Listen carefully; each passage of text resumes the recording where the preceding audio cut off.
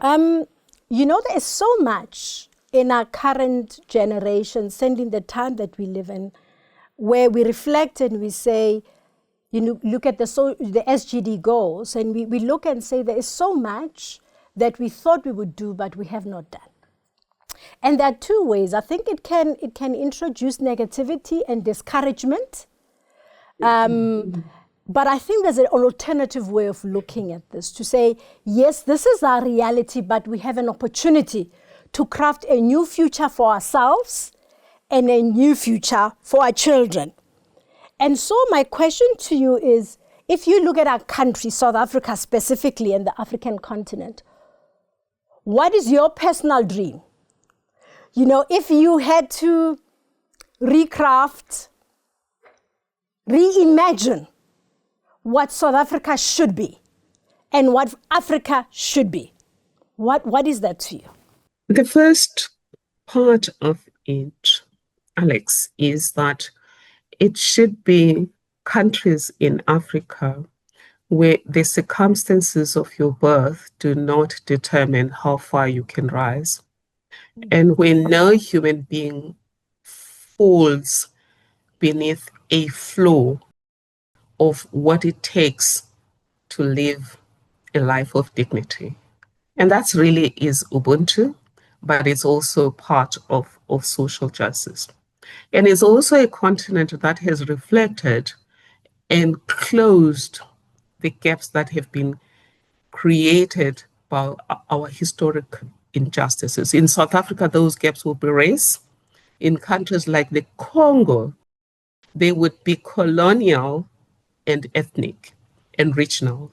So, for example, our continent is full of wars, and we don't like the exploitation of our people to make them child soldiers fighting for a war that's not really going to improve their future.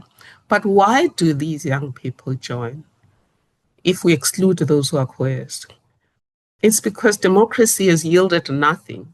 They can see the resources being harvested from their communities, but they don't see anything from those resources. I think in South Africa, I always look at Royal Bafokeng and say, whatever their inadequacies may be, I'm not again their advocate, but you can see that the platinum and the resources that that community has generated, Mathole, who was the Queen Mother, they cultivated a culture together with her husband that made sure that the people around that area see the fruits of these resources. So we need an Africa that does that.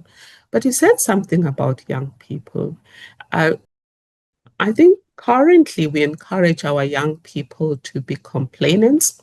And when we say they should be social justice advocates, we think theirs is just to complain. But if we look at where we are because the youth of the past rolled their sleeves as well to solve the problems they could solve. Charlotte Maxeke, Pixley Kaseme, Jabavu, Olive Schreiner, and others, Sol Plaatje and others. They started their own businesses to try and help people. If you think about, for example, why we have the Royal Bafokeng wealth, it's because the leader of the Royal Bafokeng, young as he was, brought his people. He was a doctor. He brought his people together to collect money to buy some land. Pixley Kaseme did the same thing in Mpumalanga. Charlotte Maxeke started a school. So we can't just wait for government. Young people need to know that the things that we celebrate today, inadequate as they were achieved by young people. Mandela was a young person, Sisulu was a young person at some stage. And that's the culture of solving things. And the idea of Tumamina, which the president of South Africa tried to cultivate, was something that as Tuma Foundation, we also somehow arrived at, to say, every person should say, send me to do something. If, as my partner did, solved something, there are young people at Stellenbosch University. We have a young person, Themba Segisi, who has written 2 books or coordinated 2 books, 21 lessons, 25 lessons, all proceeds donated to Action for Inclusion to stop students from being kicked out of university because they owe fees. A 9-year-old Daniel Tekis, and I'm sorry that it seems like I'm advertising people here, but it's just to show that ordinary people can make a difference. She wrote a book, Lola the Spy Dog, and decided to contribute 20 Rand to Trek for Mandela, Caring for Girls, and half of it to Action for Inclusion. So honestly, each one of us can step up, but it starts with, firstly, do no wrong. Whether you're an employer, a parent, a spouse, or just an ordinary person, don't harm any person, respect rights, protect rights, and then achieve and promote rights. Professor Mandosela, I like what you're saying in terms of people getting involved. But I reflect in many townships like Atteridgeville, Mabopane, many townships across the country where young people have tried and some of them are despondent, are getting despondent due to high unemployment. And so they want to contribute, but some of them may feel frustrated. What is your message to that young person who feels that the system is not inclusive? What's your message to encourage and motivate that part of our population? I would say to that young person, yes, the system is not inclusive, but as Miles, the young fellow who started a business called Vuyos, says, push your stuck car and people will come and help you. But in the Tuma enterprising communities model, where we teach an enterprising mind, we say, start pushing the car and then go complain to the right government institution, to the right business institution, and say, please meet us halfway. For example, during the Miss South Africa event where I was involved, a young person from Mamelodi studied at Stellenbosch University and then found herself unemployed. What did she do? She started some kind of NGO to help other young people, and that led her to becoming part of Miss South Africa. At One Young World, you will meet young people who are employing themselves by solving the problems they find in society. So to a young person, I would say, start something and then reach out to us and to T, which is Township Economic Association. I hope I'm correct about T. Reach out to institutions like GIBS and say, please help me to link up with somebody who can assist me as a social impact investor. Help me to reach out to a government institution that assists us. Social enterprise is a good employment vehicle, and we should do that. I also just, whilst we're talking with young people, and I want to say leaders should also step up. At Stellenbosch University, again, we had Professor Wim de Villiers deciding I was a beneficiary of apartheid. I didn't invent apartheid, but I will advocate for social justice. I will work with young people in the social justice walks. I will hold space for conversations on social justice. I will fundraise for social justice, and then things like that. And then judges, on the other hand, also should make sure that they lead to make a difference. And we just heard the news that Justice Mlambo has been appointed as the Deputy Chief Justice. He's one judge who's not afraid to mention the word social justice because it is in our Constitution. And he has reformed certain things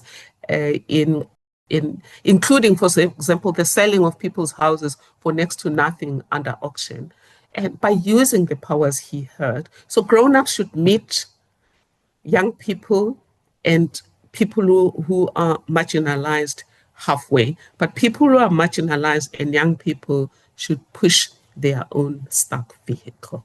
I love what you are saying, and I think one thing that strikes me most is the notion that one doesn't have to do it oneself. When one faces a big, wicked challenge, it may seem absolutely overbearing until you, firstly, push your own car, as you said, and secondly, one could play a coordinating role where one's not maybe able to do something oneself, but get others to do it. If you had endless time and energy and a long life ahead, what are some of the things you still would love to see in the future?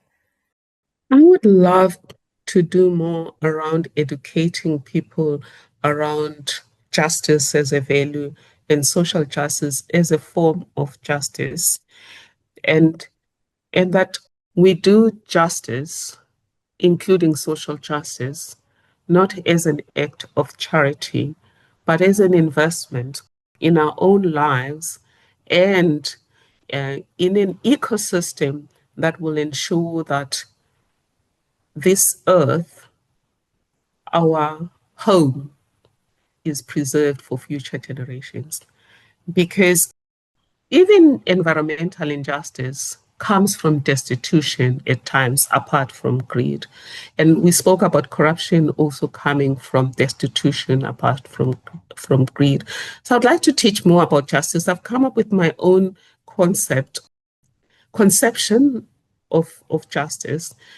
I spoke to you when you said, what drives me? I said it started with justice for me. So there's nothing wrong with selfishly thinking about yourself as long as you don't end there as narcissistic.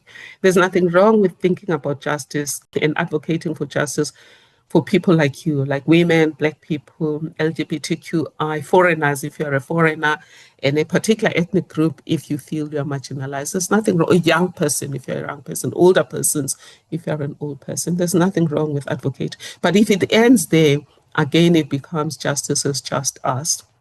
The third level of justice consciousness in my model is when you start thinking about justice for all, 360 degrees, that different people, no matter how rich they are, no matter how poor they are entitled to justice, including social justice.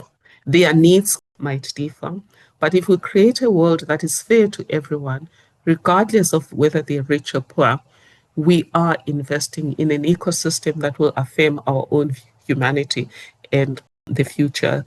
Fourthly, I also learned, particularly as I worked as a public protector, that justice is impossible if we don't think about everything having justice consequences, whether it's corruption, whether we're rude to each other, whether it's who do we value, who do we grieve, who do we think is worth grieving. It's all about justice. So that's what I would like to teach. But finally, the thing that I mentioned from Eleanor Roosevelt about the importance of everyone working for justice. And here I would like to work with people who have calcified pain. In Legally Blonde, which is an interesting legal movie, a young lady, Elle, I think, says, hurt people hurt people. Happy people do not hurt people. But a lot of hurt people don't know they hurt. They Bible bashing and talking about Jesus when they have calcified pain that has become rage. And they hurt people whilst they claim to be good people. So what I would like to do is really to do more about justice, teaching people about justice, but also teaching people what are obstacles to you becoming just, and reaching out to communities about remedial justice. I mean, a whole lot of people don't know we need remedial justice. So I have invented a game called a rigged monopoly game that we play with people, and it really gives them an epiphany about why treating people who have been kicked out of the game earlier and then they're coming back later, the same as those who stayed in the game and were given all of the properties, can't be fair and can't be just. And people get an epiphany, whether they're young, old, rich, poor, Christians or Muslims. When they play that game, they get it. So I would love to have to change that game into an electronic game or digitized game so that people can play it. We also are working at digitizing something called social justice impact assessment matrix to help people know that good laws have stray bullets and to prevent those stray bullets by predicting how different groups in society will be impacted by a law that intends to achieve good but might exacerbate inequality, poverty, and hunger. Absolutely beautiful. Thank you so much, Professor Mandosela, for that. You know, having listened to everything that you said, I think there's an opportunity to go rethink the concept of sustainable development. Often when there's a conversation around sustainable development, rightfully we talk about the environment, we talk about society, and we talk about governance, which are all three pillars. But sustainability falls flat if it fails to deliver on social justice. So to start pushing that conversation that says when we talk sustainability and talk social, sustainable development, social justice has to be one of those amazing outcomes. So thank you so much for sharing your thoughts and your future plans. We have no doubt that it will be a success. Again, thank you for joining us.